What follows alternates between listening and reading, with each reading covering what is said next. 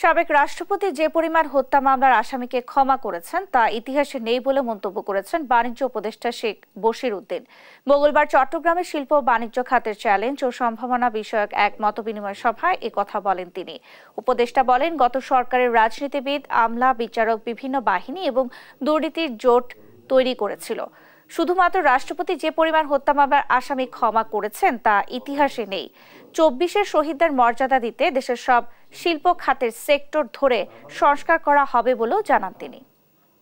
আমরা দেখলাম যে গত রাষ্ট্রপতি যে পরিমাণ হত্যা মামলার ক্লেমেন্সি দিয়েছেন এটা আমাদের ইতিহাসে নেই।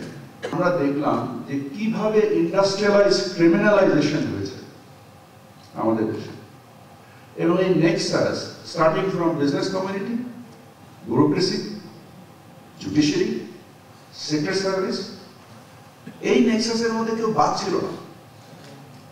Police, everybody was part of this nexus, sadly, very, very sadly. And its time has come to reconcile you as accounting professionals. What you very commonly do is reconciliation.